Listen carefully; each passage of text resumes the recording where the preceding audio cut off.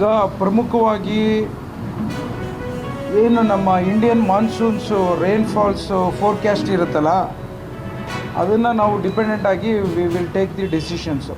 ಸರ್ಕಾರ ರಾಷ್ಟ್ರೀಯ ಮಟ್ಟದಲ್ಲಿ ಮತ್ತು ರಾಜ್ಯ ಮಟ್ಟದಲ್ಲಿ ಅವರು ಮಾನ್ಸೂನ್ಸು ಯಾವ ರೀತಿ ಬರುತ್ತೆ ಅನ್ನೋದನ್ನು ಫೋರ್ಕ್ಯಾಸ್ಟನ್ನು ತೆಗೆದುಕೊಳ್ಳೋಂಥ ಒಂದು ಸಬ್ಜೆಕ್ಟ್ ಇದು.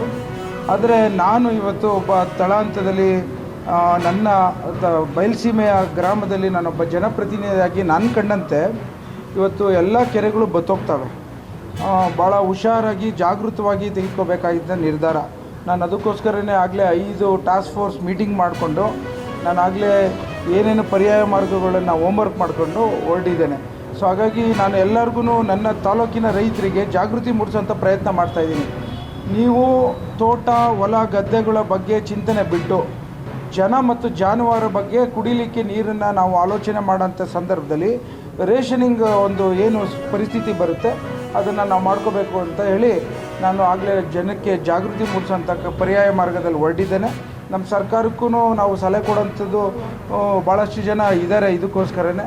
ಸೊ ಹಾಗಾಗಿ ನಮ್ಮ ಮಾನ್ಯ ಮುಖ್ಯಮಂತ್ರಿಗಳು ಮತ್ತು ಉಪಮುಖ್ಯಮಂತ್ರಿಗಳು ಸಲಹಾ ಕಮಿಟಿ ಮೀಟಿಂಗ್ಗಳಲ್ಲಿ ಅವ್ರನ್ನೆಲ್ಲರದ್ದು ಅಡ್ವೈಸ್ ತೆಗೆದುಕೊಂಡು ವಿಶೇಷವಾಗಿ ಜನರಿಗೆ ಬದುಕಲಿಕ್ಕೆ ದಿನನಿತ್ಯ ಬಳಕೆ ಆಗುವಂಥ ನೀರಿನ ಪ್ರಮಾಣವನ್ನು ಎಷ್ಟು ಬೇಕಾಗಿದೆ, ಯಾವ ರೀತಿ ಬಳಸಬೇಕು ಅನ್ನೋದನ್ನು ದೃಷ್ಟಿ ಇಟ್ಕೊಂಡು ರೈತರಿಗೂ ತಮ್ಮ ಬೆಳೆಗಳು ಹಾನಿ ಆಗದಂಗೆ ಅದನ್ನು ಎಲ್ಲ ಮುಂಜಾಗ್ರತೆಯನ್ನು ತೆಗೆದುಕೋತಾರೆ ಅನ್ನೋದು ಭಾವನೆಯಲ್ಲಿದ್ದೇನೆ.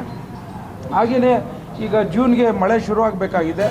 ಮೊನ್ನೆ ತಾನೇ ಒಂದು ಸಣ್ಣ ಮಳೆ ಬಂದು ತುಂತುರು ಮಳೆ ಬಂದಿದ್ದು ನಮ್ಮ ಕುಣಿಗಲಲ್ಲಿ ಭಾಳ ಸಂತೋಷ ಆಯಿತು.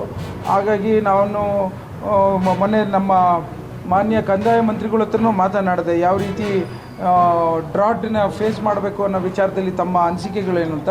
ಅವರು ಸಹ ಅದೇ ಹೇಳ್ತಿದ್ರು. ಮಳೆ ಶುರುವಾದಂಥ ಸಂದರ್ಭದಲ್ಲಿ ಮಳೆಗಾಲ ಬಂದ ತಕ್ಷಣ ನಾವು ಮಳೆ ಯಾವ ರೀತಿ ಅಸೆಸ್ ಮಾಡಿಕೊಂಡು ಎಷ್ಟು ಬಂದಿದೆ ಅಂತ ನೋಡ್ಕೊಂಡು ಅದ್ರ ಮೇಲೆ ನಾವು SRDF funds, state drought relief fund, SDRF ಫಂಡ್ಸ್ಗಳು ಯಾವ ರೀತಿ ಉಪಯೋಗಿಸ್ಬೇಕು ಅನ್ನೋದನ್ನು ಪ್ಲ್ಯಾನ್ ಮಾಡ್ಕೋಬೇಕಾಗಿದೆ ಅಂತ ಹೇಳಿದ್ರು. ನನಗಂತೂ ನನ್ನ ತಾಲೂಕಲ್ಲಿ ಆಗಲೇ ಭಾಳಷ್ಟು ತೊಂದರೆಗಳು, ಸಮಸ್ಯೆಗಳು ಶುರುವಾಗಿದೆ. ಸುಮಾರು 58 ಕಡೆ ನೀರಿನ ವಾಟರ್ ಸೋರ್ಸಸ್ ನಿಂತೋಗಿದೆ. ಸೊ ಪರ್ಯಾಯ ಮಾರ್ಗವಾಗಿ ಟ್ಯಾಂಕರ್ಸ್ ಕೊಡಿಸ್ತಾ ಇದ್ದೀವಿ, ಬೋರ್ವೆಲ್ ಮಾಡಿಸ್ತಾ ಇದ್ದೀವಿ ಮತ್ತು ನೀರು ನಮ್ಮ ಕೆರೆಗಳಲ್ಲಿ ಎಲ್ಲೆಲ್ಲಿದೆ ಯಾವ ರೀತಿ ಅವ್ರಿಗೆ ನೀರು ತರಬೇಕು ಅನ್ನೋ ಒಂದು ಪ್ರಯತ್ನವನ್ನು ಮಾಡ್ತಾಯಿದ್ದೀವಿ. ಇದು ಒಂದು ಚಾಲೆಂಜಿಂಗ್ ಜಾಬು. ಈ ಸಲ ಮಾನ್ಸೂನು ನಿಮಗೆಲ್ಲ ಗೊತ್ತಿದ್ದಂತೆ ಫೋರ್ಕ್ಯಾಸ್ಟಲ್ಲಿ 8% ಕಡಿಮೆ ಆಗುತ್ತೆ ಅಂತ ಹೇಳ್ತಾ ಇದ್ದಾರೆ. ಸೊ ಅದಕ್ಕೆ ತಕ್ಕಂತೆ ನಮ್ಮ ಸರ್ಕಾರದವ್ರು ತಯಾರಿ ಆಗ್ತಾರೆ ಅಂತ ಮಾತನ್ನು ಹೇಳಬಲ್ಲ. ನಾನು ಇವತ್ತಿನ ದಿನ ಕರ್ಮನ್ವೇ ವಾದಿಕ ರಸ್ತೆ ಮಹಾಫಲೇಶು ಕದಾಚನ ಅನ್ನೋ ಒಂದು ಭಗವದ್ಗೀತೆಯಲ್ಲಿ ಒಂದು ಗೀತೆ ಇದೆ. ಸೊ ಇವತ್ತಿನ ದಿನ ನಮ್ಮ ಕೆಲಸಗಳನ್ನು ಮಾಡ್ಕೊಂಡು ಹೋಗ್ತಾ ಇರಬೇಕು, ಫಲ ಭಗವಂತನಿಗೆ ಬಿಡಬೇಕು. ಅದರಂತೆ ನಮ್ಮ ನಾಯಕರಾದಂಥ DK ಶಿವಕುಮಾರ್ ಸಾಹೇಬರು ಇವತ್ತಿನ ದಿನ ಕಾಂಗ್ರೆಸ್ ಪಕ್ಷದ ಹೊರೆಯನ್ನು ತೆಗೆದುಕೊಂಡು ಇವತ್ತು given a lot of effort. ಎಲ್ಲ ವಿಚಾರದಲ್ಲೂ ಪ್ರತಿಯೊಂದು ಹೆಜ್ಜೆಯಲ್ಲೂ 40 ವರ್ಷದಿಂದ ಭಾಳಷ್ಟು ಶ್ರಮ ಪಟ್ಟಿದ್ದಾರೆ ಅನ್ನೋದು ಇಡೀ ಕರ್ನಾಟಕ ಜಗತ್ತಿಗೆ ಗೊತ್ತು. ಸೊ ಹಾಗಾಗಿ ಅವ್ರಿಗೆ ಒಳ್ಳೆಯ ಸ್ಥಾನ ಸಿಗಬೇಕು ಅಂತ ರಾಜ್ಯದಲ್ಲಿ ಭಾಳಷ್ಟು ಜನ ಆಸೆ ಆಕಾಂಕ್ಷೆ ಇರೋಂಥದ್ದು ಸಹ ಗೊತ್ತಿದೆ. ಅದರಲ್ಲಿ ನಾನು ಒಬ್ಬ. ಅದು ಮುಂದಿನ ದಿನಗಳಲ್ಲಿ ಹೈಕಮಾಂಡ್ ನಿರ್ಧಾರ ತೆಗೆದುಕೋತಾರೆ ಅನ್ನೋದನ್ನು ಎಲ್ಲರೂ ನಾವೆಲ್ಲ ಯಾವತ್ತಿಂದಲೂ ಹೇಳ್ತಾ ಬಂದಿದ್ದೇವೆ. ಸೂಕ್ತ ಸಮಯದಲ್ಲಿ ಸೂಕ್ತ ನಿರ್ಧಾರ ತೆಗೆದುಕೋತಾರೆ ಅನ್ನೋದನ್ನು ಆಶಾಭಾವನೆಯಲ್ಲಿ ನಾವಿದ್ದೇವೆ. ನಾನೊಂದು ಅದನ್ನೇ ಹೇಳ್ತಾ ಇದ್ದೀನಿ, ಕಂಪ್ಲೀಟ್ ಮಾಡ್ತಾಯಿದ್ದೀನಿ. ಸೊ ಹಾಗಾಗಿ ಇವತ್ತಿನ ದಿನ ಹೈಕಮಾಂಡವರು ಅವರ ಶ್ರಮಕ್ಕೆ ಫಲವನ್ನು ಕೊಡ್ತಾರೆ ಅನ್ನೋದು ನಾವೆಲ್ಲ ನಂಬ್ಕೊಂಡಿದ್ದೇವೆ. ಸೊ ಮೇ 15ಕ್ಕೆ ಅವ್ರ ಹುಟ್ಟುಹಬ್ಬ ಇದೆ. ಸೊ ಅಷ್ಟು ಸಂದೇಶ ಸಾಕು ಅಂತ ನಾನು ಅನ್ಕೋತೀನಿ.